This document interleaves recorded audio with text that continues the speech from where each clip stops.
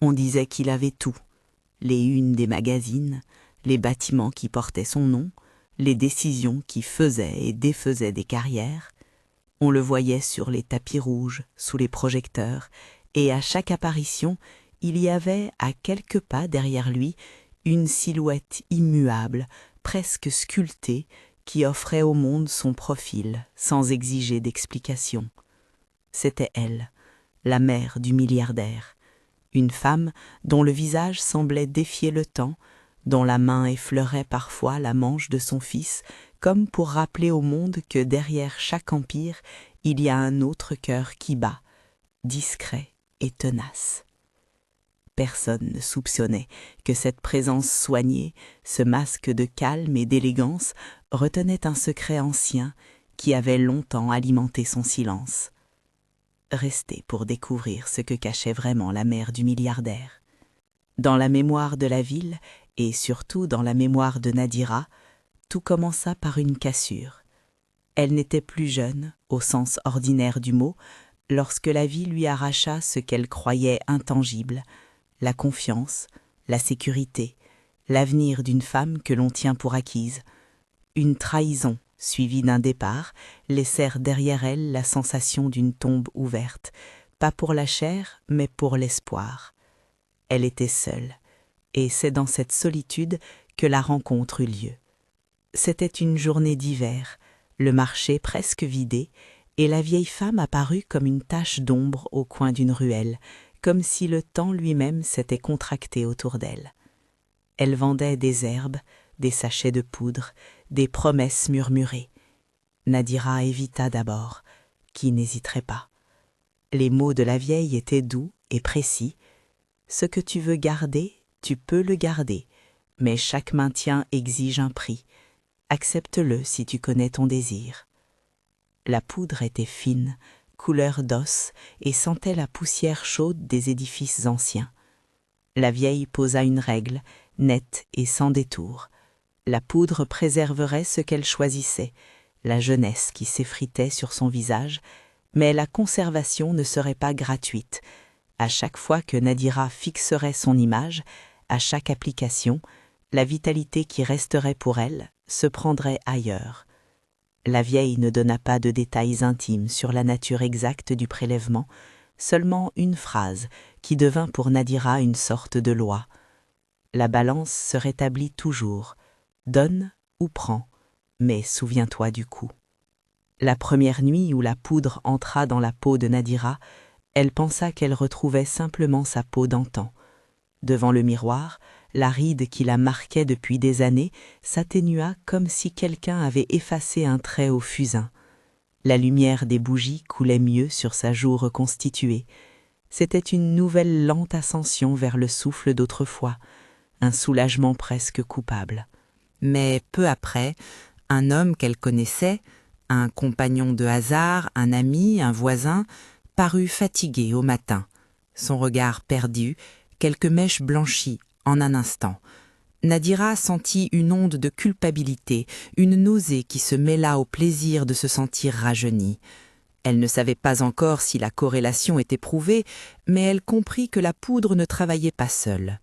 La vieille femme, lorsqu'elle la revit quelques jours plus tard, murmura comme une confirmation « Tu as pris sans savoir. Celui que tu as aimé le plus a rendu ce que tu as gardé. » Les mots pesèrent sur elle comme une condamnation douce.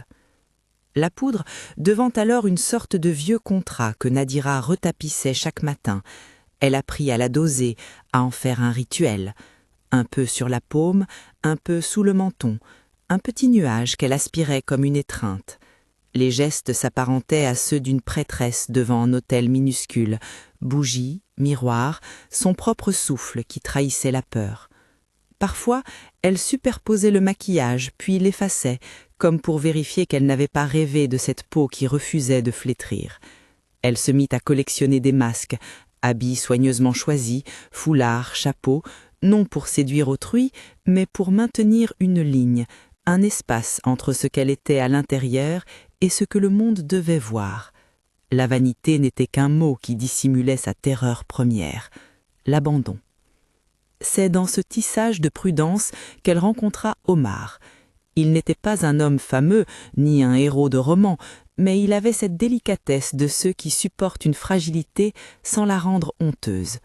Leur rencontre fut simple, presque ordinaire. Un dîner improvisé, une conversation qui glissait sur des choses minces et retrouvait la profondeur. Omar semblait intéressé par une femme qui savait écouter. Il aimait la façon dont elle racontait les histoires de sa jeunesse, et elle, de son côté, trouva en lui un port assez vaste pour dissimuler son angoisse. Leur mariage n'effaça pas la peur, il lui offrit une main à tenir quand la nuit arrivait. Elle crut, pendant un temps, que l'amour permettrait une autre sorte d'équilibre, un partage naturel qui n'exigerait pas que l'on vole le temps des autres pour prolonger le sien.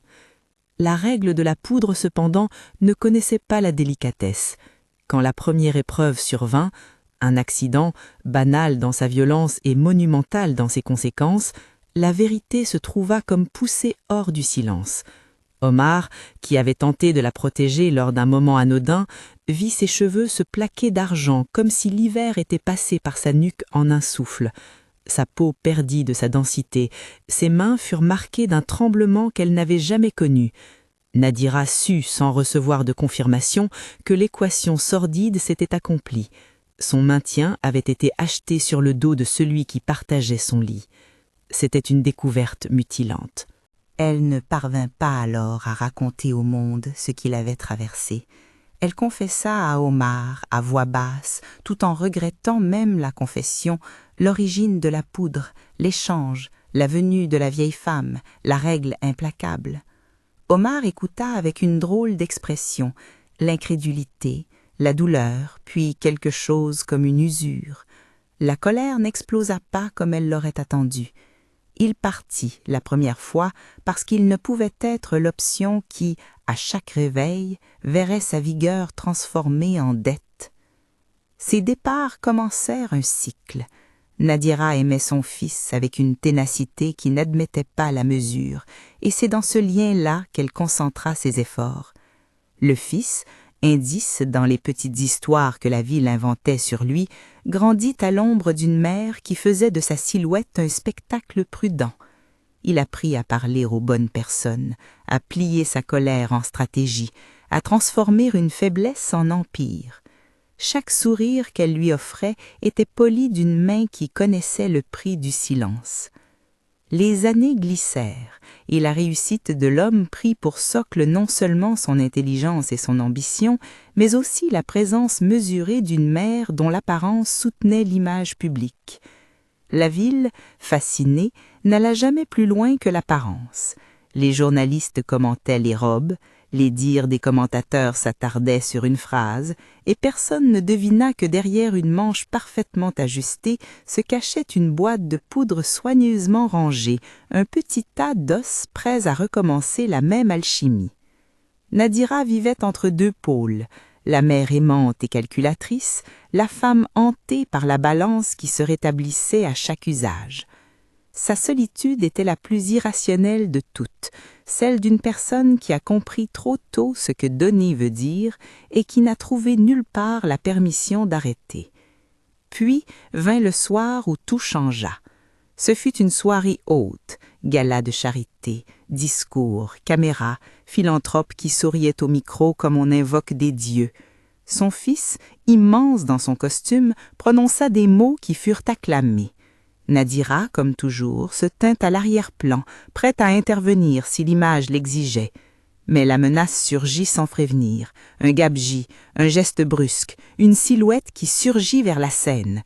Les secondes s'étirèrent, les gardes se précipitèrent, la foule cria. Elle vit, avec la netteté d'une caméra interne, la forme d'une menace se diriger vers lui, et le monde prit un angle unique. Il n'y avait plus que son fils et une douleur possible. Toutes les leçons, tous les renoncements revinrent en un halo.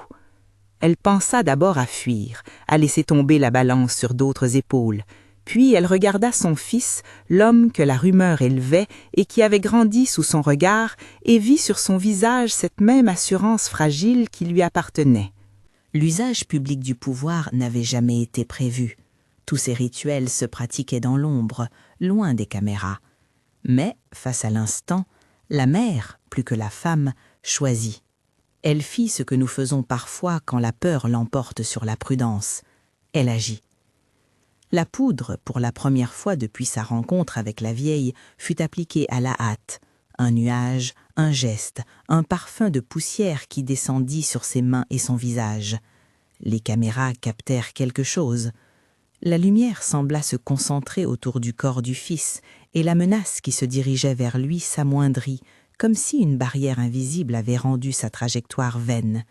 Les cris se muèrent en exclamations étouffées, puis en silence. Le fils se tenait, indemne, sous les lumières et les applaudissements forcés. Mais la balance se rétablit, comme toujours. Dans le public, des hommes choqués virent leurs traits changer. Certains vieillirent en quelques instants, leurs cheveux grisonnèrent, leurs épaules s'affaissèrent. D'autres s'évanouirent sous l'effet d'une faiblesse soudaine. Le spectacle de la transformation fut filmé, commenté, partagé dans la seconde même où il se produisit. Et, pire pour Nadira, Omar était présent ce soir-là. Il trouva sa place près d'une loge, incertain, et vit sur son visage la même fulgurance glacée. Là où il avait été un compagnon qui portait la douleur, il en devint la preuve irréfutable. Ses traits se fanèrent comme si le temps pressait sur lui, et il s'effondra sans bruit spectaculaire, juste un corps qui se plia d'épuisement. Les médecins accoururent, les techniciens attrapèrent les caméras, et en moins d'une heure la ville sut ce qu'elle n'avait jamais su, que la mère du milliardaire avait un pouvoir caché, et que ce pouvoir, lorsqu'il fut utilisé, laissait derrière lui des visages transformés. La révélation publique n'était pas seulement l'exposition d'un fait étrange, elle fut la contagion d'un jugement. Les articles fleurirent, les experts s'interrogèrent. La presse fit de Nadira soit une sorcière de conte, soit une criminelle à condamner. Les rumeurs se précipitèrent, et le fils se retrouva au centre d'un cyclone d'images contradictoires. Aimé pour son génie, détesté pour ce que sa mère avait fait, ou ce que l'on accusait sa mère d'avoir fait. Les amis se retirèrent, les contrats furent mis en pause. L'orgueil public qui avait bâti son empire glissa sur un vernis qui révélait des fissures. Pour Nadira, la plus cruelle des conséquences ne fut pas la colère ou l'ostracisme, mais le fait que ce qu'elle avait cru être une protection devint même la cause du mal qu'elle cherchait à empêcher. On la poursuivit de questions qu'elle ne savait plus comment recevoir. Comment concilier l'amour filial et la conscience du prix payé par d'autres? Était-elle, comme certains le clamaient, un monstre? Était-elle, comme d'autres le murmuraient, une mère prête à tout pour sauver son enfant? Les deux vérités coexistaient sans s'annuler. Elle s'était installée, sans le vouloir, au centre d'un dilemme que nul tribunal ne saurait trancher avec simplicité. La ville, avide de réponses nettes, se contenta d'étiquettes et d'images tranchées. Les journalistes interviewèrent l'homme qui avait failli attaquer, les spécialistes cherchèrent des explications, les réseaux sociaux offrirent leur sentence instantanée. Dans les jours qui suivirent, Nadira connut l'exil dont on parle rarement, l'exil intérieur. Sa maison fut vidée par la curiosité des médias, ses amitiés se dissolurent comme de la poudre dans l'eau. Son fils, pris entre la reconnaissance pour le salut apparent et une répulsion teinte de peur, eut du mal à lui accorder la seule chose qu'elle désirait, regarder la vérité ensemble, sans se terrer derrière l'excuse des circonstances. Leur relation, autrefois une alliance tacite, devint une surface fragile. Il l'aimait, oui, mais il voyait maintenant, dans la répercussion de son geste, la somme d'une dette que d'autres avaient payée. Les yeux de ceux qui avaient été touchés par la transformation ne pardonnaient pas facilement. La vieille femme revint, comme si l'histoire avait besoin d'une signature. Elle dit à Nadira, sans reproche, seulement avec la froide lucidité de qui connaît les règles depuis toujours, « Tu as utilisé ce que l'on t'a donné. Maintenant, fais face au monde qui t'ignore et à ceux qui ont payé. » Nadira comprit alors qu'il n'y allait pas de retour possible. Le secret, gardé toute une vie, avait été mis à nu dans le théâtre le plus public qui soit. L'usage du pouvoir avait brisé non seulement les visages autour d'elle, mais aussi la possibilité d'un avenir ordinaire. La chute fut lente et inexorable. Les lieux qu'elle fréquentait se fermèrent, les voies amies s'éloignèrent, et les nuits devinrent des corridors où elle marchait à tâtons. Elle se surprit à repasser ses gestes devant le miroir, non plus pour redresser son apparence, mais pour se questionner sur la personne qu'elle voyait. Était-elle une mère qui avait protégé à tout prix ou une voleuse d'âge? Les réponses se fragmentaient. Parfois, la compassion reprenait sa place. Elle se rappelait les jours froids au marché, le vide après la trahison, le moment où la vieille femme avait offert une porte. Parfois, la culpabilité revenait, dense, comme un voile humide. La ville, plus clémente sur la durée, finit par laisser son nom dans des colonnes rares, parfois pour évoquer une légende urbaine, parfois pour rappeler qu'il existe des décisions que l'on ne peut reprendre. La leçon, si tant est qu'il y en eût une unique, fut amère et nuancée. Les raccourcis que la peur nous offre sont rarement gratuits. Ils se faufilent dans les vies d'autrui. La vanité d'une apparence préservée, lorsqu'elle devient une arme, finit souvent par blesser ceux que l'on aime. Nadira resta seule, non par punition cosmique, mais par l'usure naturelle des liens que la révélation avait criblés. Elle conserva, jusqu'à la fin des jours où son image fléchit en silence, une sorte d'amour obstiné pour son fils, un amour compliqué, imparfait, qui disait plus de faiblesse humaine que de stratégie malveillante. Et pourtant, malgré le verdict que la ville avait dressé, il y avait dans son isolement une humanité que personne ne sut nommer. Elle avait cherché la sécurité là où elle connaissait la loi la plus claire, que le temps est la seule richesse que personne ne peut voler sans conséquence. Elle avait acheté un fragment d'immortalité avec la monnaie la plus tragique qui soit. En le faisant, elle apprit la mesure du sacrifice et la solitude qu'il implique. À la fin, au milieu d'un appartement vide, avec un miroir qui lui renvoyait une image moins parfaite, elle alluma une bougie et contempla la poussière dans la lumière. Les traces de maquillage avaient gardé quelques marques, et ses lèvres tremblantes prononcèrent un mot si faible qu'il se perdit. « Pardon ». L'histoire de Nadira ne se conclut pas comme une fable moralisatrice. Elle n'offre ni absolution ni condamnation sans nuance. Elle rappelle plutôt que ce que nous protégeons à tout prix, quand il devient l'obsession, finit parfois par nous dépouiller de ce qui fait tenir nos vies. La confiance des autres, la possibilité d'être aimé sans condition, le droit d'errer sans que le monde juge chaque geste. Sa vie fut une longue tentative de garder une image et c'est l'usage de son pouvoir, visible, irréversible, public, qui la rendit si tragiquement humaine. Partagez cette histoire si elle vous a touché et dites-vous que derrière chaque réputation impeccable peut se cacher un secret que personne n'imaginait jusqu'au moment où il est utilisé.